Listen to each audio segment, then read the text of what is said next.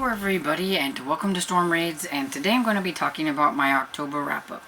So kind of last minute I went ahead and did a readathon. I made up my own readathon called Hallowtween, and it was pretty much just to read a spooky middle grade or a middle grade that you think kind of fits in with like the autumnal season and things like that. And so I wanted to do this because I love spooky middle grade and I haven't really read a lot. And so I jumped in like with both feet and I read a lot. And most of them were audiobook, but I did. I read 42 books in October, and that's like the most I've ever read. And only 4 of those were adult books, which I'm not going to talk about. I'm just going to concentrate on the middle grade books. So I had 38 middle grade books, and I'm going to go from like the lowest rated to the highest rated, and I'm not going to say much about them. But for the most part, most of the books that I've talked about them in like a weekly wrap up. So I'm just going to basically kind of, you know, give you the rating and, you know, what I thought of it in like very, very small smidgen, because this video won't be long anyway. So sit back and get you a drink and all that kind of good stuff. And so yeah, well, let's just get into it. And if I look like I don't feel very well or I'm tired, yeah, I'm just kind of blah today. But I figured if I don't do this, it's not gonna get done. So I had one 2-star read, and this was Closed for the Season by Mary Downing Hans. I feel like this is my first book by her. I feel like maybe I picked the wrong one, but it just didn't do much. And so yeah, it's not even spooky. Like, the cover was spookier than the book. And then I had 3 2-star reads, and one of those is Dull Bones by Holly Black. Now, I originally think I gave this 3 stars, but the more I thought about it, the more I didn't really care for it that much. The spookiest part about this book to me was whenever the kids were on the bus and there was a guy there that you could tell had like a mental illness, and that scared them. And through them, that was probably like the scariest part of the whole thing. Even the doll wasn't scary. And then I had Wretched Water Park by Kristen Weiss, and this one was about twins and a strange park, but I don't know, it was just lackluster. I just didn't really care for it. I didn't really understand or get the concept of it. It just seemed kind of dumb. It is a series though, so I don't know if I'm going to try the next one or not. Guess we'll just see. And then one of my e-arcs that I was really hoping to enjoy, The Stars Did Wander Darkly by Colin Malloy. And yeah, it's about a group of kids and an evil that came out of the ground whenever some people were doing construction work. And that's pretty much it. I have a hard time explaining it because I feel like nothing really happened. And it was very flowery, and I think that might be like my problem because I don't like that kind of stuff. But yeah, so that's it. 3 stars, I had Skeleton Man by Joseph Bruchac. This is my first book by this author, and I just thought it was okay. It's about a kid and her uncle, or is he her uncle? And it's about, I think, a Native American folklore type thing, and it just, I don't know, it was just kind of slow to me, but yeah. And then Hide and Don't Seek by Anissa Morose-Risi, which is a short story collection, and some of them were definitely funner than others. I'm not a huge short story person, but yeah, you know, it might spook some kids, but I didn't really think that they were, you know, spooky at all. But, and let's see, Fang of the Vampire by Tommy Dunbavon. I can never pronounce that guy's last name. It's basically about a kid who turns into a werewolf, and he gets in trouble and gets grabbed by these people that take him and his parents to Scream Street, which is a place for all the supernatural people, and some bad things are happening there. His parents are scared out of their mind because they're human, not any kind of supernatural being, and so he's wanting to try to figure out how to get them back home. And it's the start of a series. I thought it was cute, but I didn't really care for the second one, and I didn't even finish the second one, so like maybe I'll try again later. I think I just wasn't in the mood for it. And then Zombie Stone by K.G. Campbell is the second book in the Small Zombie Problems. And I really enjoyed the first one, but I think maybe this was a fact that it had been too long since I read the first one. And so this one just, I don't know, just didn't feel quite as good as the first one, but I don't know. But it was fun. There were zombies following the main character around, and that was kind of fun. Then Valentina Salazar is not a monster hunter by Zoraida Cordova. This was more, I think, fantasy than horror or anything like that. It wasn't very spooky. It was just about a Valentina who, her family is not monster hunters instead of monster hunters, and they try to help the monsters go back to where they belong or whatever. But I did read it, and it was middle grade, and it had monsters in it, so I included it. And then I'd read a Goosebumps graphic, which was a 3-in-1 story. So it had 3 of the Goosebump books, but in graphic novel form. And I don't remember. I know one of them is Scarecrow Walks at Midnight, and another one was about werewolf, and another one was about an abominable snowman. I did not like the abominable snowman one. The art in it, I did not like the art style, but the other ones weren't too bad. And then I did my run of Goosebumps, and I have, whoops, got my books out of order.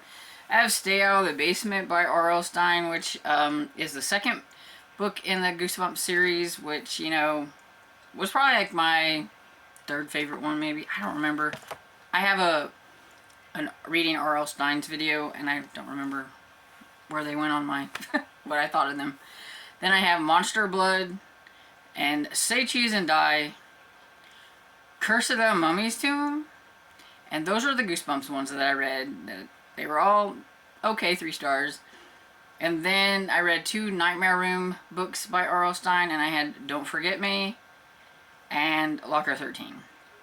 And then I also read one of the Fear Street relaunch, and I read Party Games, and it was okay. All of these were, you know, just kind of run-of-the-mill okay books. I think they were kind of fun, and they were just okay. Then I finished up a series, and I listened to Empty Smiles by Catherine Arden, and I really like this series, and I'm kind of bummed that the last one didn't really grab me as much as the other ones. I give it 3 stars. I thought it was decent, and I can see why other people didn't care for the ending, but because I did feel like it was a little rushed, and I don't know, there's parts of it that alluded that, you know, they could, like, maybe she could re-up the series if she wanted to, or spin it off or do something, I don't know. But the clowns were creepy, so. Then my 3.5 star books have The Collectors by Lorraine Lawrence, and this is the second book in the Fright Watch series. I meant to get to the 3rd one so that I would be caught up on this one, and I didn't make it, but it is still on my my to-read list, so I may get to it later. But I thought The Collectors was okay, and the reason it gets 3.5 stars when I give the first one, when I read it 4 stars, is because I kind of felt like it was just the same book with a different set of spookies, but in the same area. I mean, like, exact same area. I think it would have been better if it was in a different part of town that something happened, and not in the same very house that the first one took place in. So that's why I thought it was just okay. And then have The Ghoul of Wendy Down Vale by Jake Burt, and it's about a kid who pretends to be this ghoul because that's kind of what they do in this town, and it had this whole like thing around it and everything. And there is a moral to the story type of story, and I thought it was just okay. I mean, was it real spooky? I don't even think kids would think it was very spooky. It's just okay. And then another e-arc that I had was The Twigman by Sana Rasul, and this one was interesting. It just, I don't know, at the end of the story, it was just like, it wasn't very adventurous, it wasn't very spooky. It just kind of like, okay, that's it. And it was about like this legend of a Twigman, and the main character had to rescue his sister and all that kind of stuff. I was a little surprised at a certain part, but it just, I don't know. It's very hard to explain why I didn't think this was great. It just wasn't. But still, 3.5 stars is not bad rating, because that means I liked it enough that, you know, I think if somebody finds it interesting, that they should go and read it. And then Monster Club by Darren Aronofsky and Ari Handel. I didn't find this very unique, because I have read like this concept before, and I just thought it was kind of fun. I think one of the things that I didn't like about it is there was just way too much fart jokes, and I mean, and I'm sure if boys are reading this, they'll think that's like super funny. Girls, on the other hand, may not. So, yeah, I think they could have laid off that a little bit. The guy was, the main character was like an art student, and this bully called him a fart student, and they did it all the time. It's like, okay, we understand, move on. But it was, and you know, it was adventurous, it was kind of fun. The only thing is that I felt like the concept of the monsters coming to life that he's drawing didn't happen until over halfway through the book. So I was like wanting more of that. It seems very fast at the end once that happened, but the lead up to that wasn't very fast. And then I have Garlic and the Witch by Brie Paulson. And this one, it's the second in the Garlic series, and it gets 3.5 stars when I like the first one better, because I just didn't like how it ended. It was really super cute up until a certain point, and then, I can't say anything about it because it would spoil things, but if you've read it, you know what I'm talking about. I just didn't like where the story went with the little vegetable people, I guess you could say. And then my 4-star reads, I have the whole Spirit Hunter trilogy by Ellen O. So there was Spirit Hunters, The Island of Monsters, and Something Wicked. This was a very solid trilogy. I really enjoyed it, and this one also, to me, seems like it said that it was the conclusion on the third one, but it felt like how it ended, that she could continue on, and I would not be unhappy about that. I really like this series. It's a lot of fun, about a girl who is one that can remove spirits from places and things like that, and I liked it. Then my 4-star, here we go, we have Garlic and the Vampire, because I liked it way more than I did the other one. And Garlic the Vampire is about the little Garlic character who, of course, when the vampire moves into town, who better to go and see if this vampire is a bad vampire or not is Garlic. And she's very timid and very shy, and it was just adorable. Definitely not spooky, but very autumnal. The artwork, because it was a graphic novel, just very, very fall-like, and so I liked it. Then we have Midnight at the Barclay Hotel by Fleur Bradley. Not spooky, really, but it was about a haunted house, and it was a mystery, and it involved some kids having to solve this mystery surrounding like the death of the owner of this house and all that stuff, and it was fun. Then we have The Girl in White by Lindsay Curry. I really enjoyed this one. I really like Lindsay Curry overall. So far, the 4 books that I have read for her, I have enjoyed all of them. My favorite is still Scritch Scratch, but I did like The Girl in White, and the lore around the girl in white and all that stuff was fun. And I do think it had some very spooky parts in it. Then we have A No Place for Monsters by Corey Merritt, and this was just cute. It was one that I listened to, plus followed along with the ebook, because it had some really fun graphics in it and illustrations. And it's about this kid, I can't remember their names, but it's about a kid, and he's kind of a loner, and then all of a sudden this girl latches onto him and takes him down this route of monsters that he didn't want to go, probably. But whenever something happens to his sister, then he's gonna have to try to figure out what is going on. And it was just very cute. The audiobook had special effects, which I think lends to making it feel a little spookier than it probably would have if you just read it. So I do think you should listen to the audiobook. So it was fun.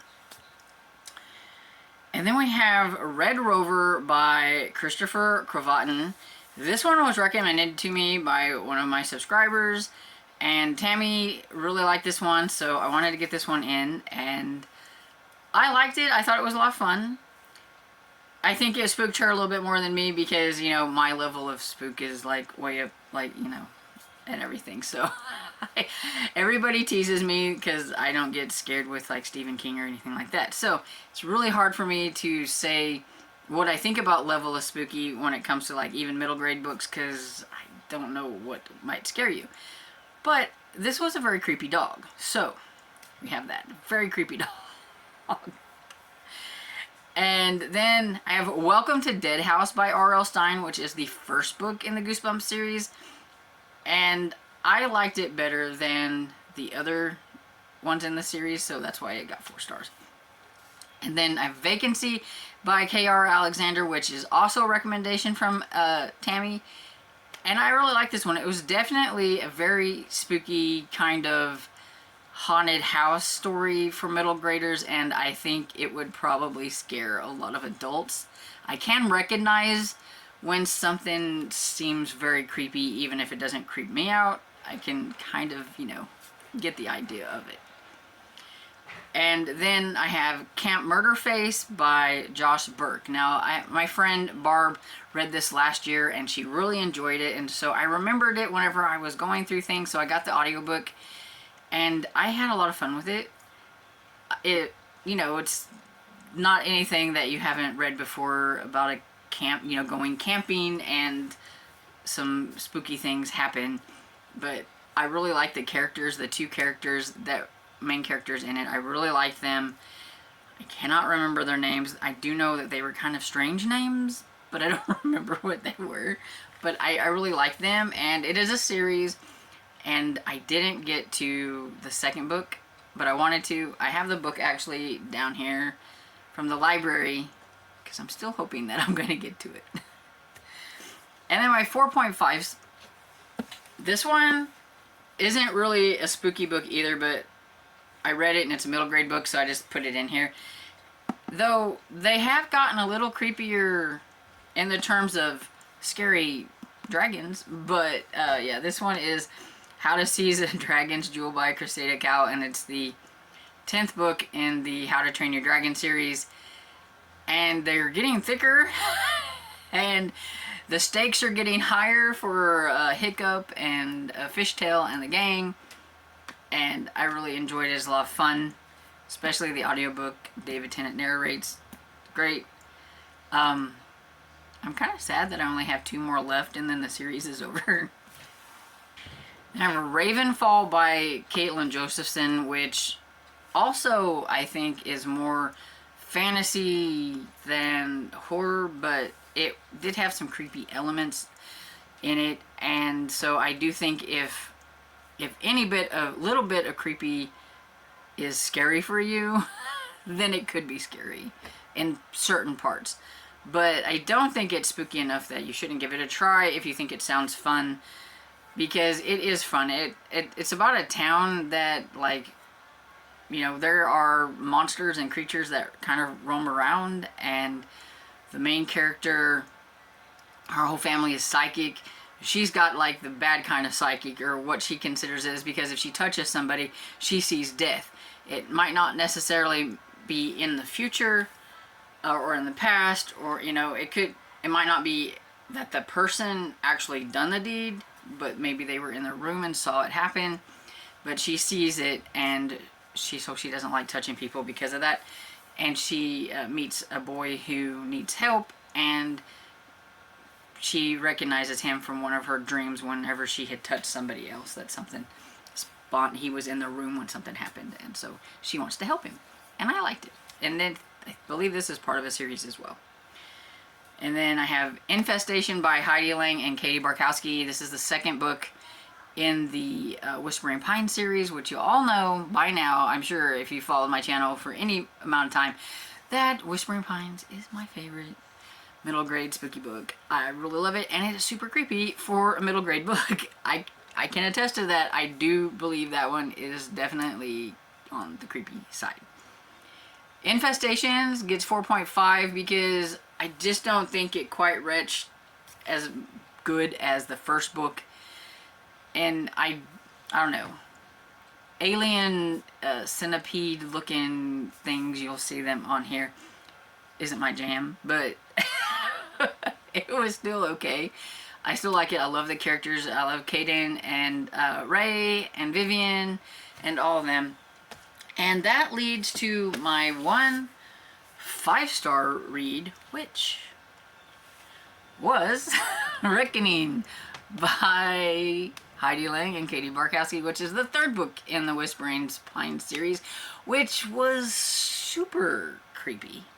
And I'm saying, like, there's some critters in here that are going after kids, and they have to go into like this other world like place where there's high stakes in this, and they're middle graders, and it was very fast paced, very creepy. Starts right off after what happened with Infestation. I mean, just throws you right back into everything that's going on, and I loved it. It was great.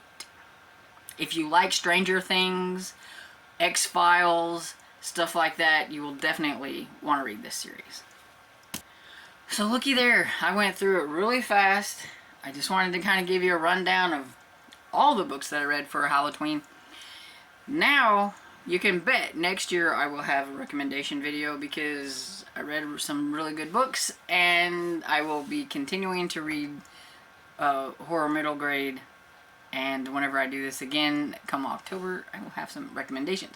I didn't do a recommendation video this year because I didn't really feel like I had anything to say beyond books that everybody else was talking about. So I'm trying to find some books that maybe not everybody else is talking about and seeing if I like them. And that's what I'm going to continue to do the rest of the year and into next year. I'm going to read a lot more spooky middle grade. And so anyway, have you read any of these books that I mentioned? Was there any of these that I kind of piqued your interest in that you might want to try? You can ask me how scary I think or spooky I think some of them are, and I will try to help you. You give me like your spook factor level, and I can let you know if it might be too spooky for you. But yeah, I really love spooky middle grade, and I had a lot of fun with Hallowtween, and I hope for you that participated that you had a lot of fun reading spooky middle grade. And if you want, please put down in the comments some of the ones that you read, like maybe your favorites.